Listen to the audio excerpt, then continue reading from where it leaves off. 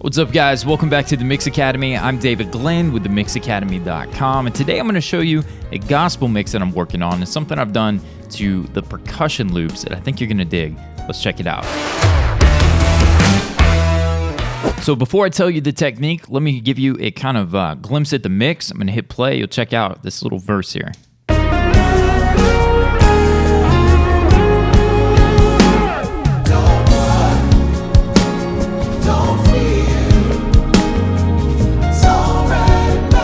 Okay, so you can hear those shakers. We got 4 or 5 percussion loops down here. Let's take a listen to those in solo.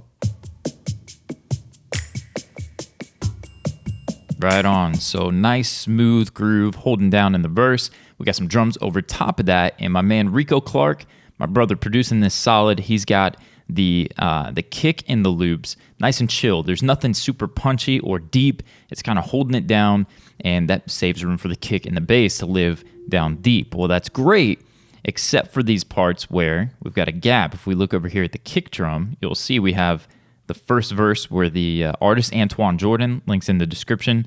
You got a gap right there at the first verse, and then all the way towards the end, the drums take a little break, and we've got this gap here to the end of the song. It's a little more chill.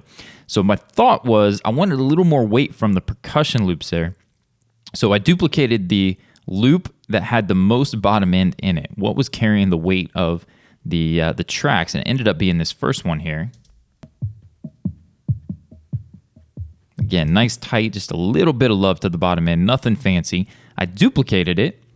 I pitch shifted down 12 semitones, just kind of started detuning it while listening up against the other loop, see what felt good, what was giving me some oomph. You can see this if I go in Pro Tools, I'm using Elastic Audio. Option 5 is going to bring that up, and you'll see right there, 12 semitones down. And then I was thinking, let's go for a little bit more. OCD was kicking in. I was thinking more bottom, ended up not doing too much. Ended up going to a Pultec with a lot of 30 hertz. So almost all the way open on 30 hertz there, with also some attenuation. So getting some bottom oomph. And then one of my favorite plugins, Neutron Pro Advanced, whatever they're calling it now, the transient shaper. Down here on the bottom end, I don't know, did I add a little attack? I was thinking adding attack, but I ended up just pulling out sustain. So instead of boosting the transient, I pulled out the sustain, which in turn gave an impression of a little bit more of an articulation to the loop. Let's take a listen before and after of this processing. Once again, here's the original loop. Cool, and then here is the loop with the detuning. And then here's the processing. So very subtle, but let's take a listen to what the difference is in that verse. So here is that first verse with no detuned loop.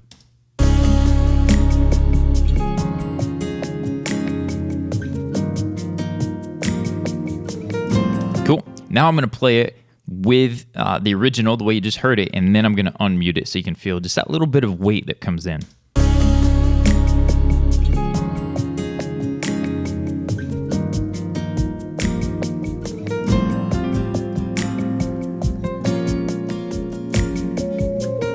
So just a little bit of love, add a little character to the verse. I hope you dig this one.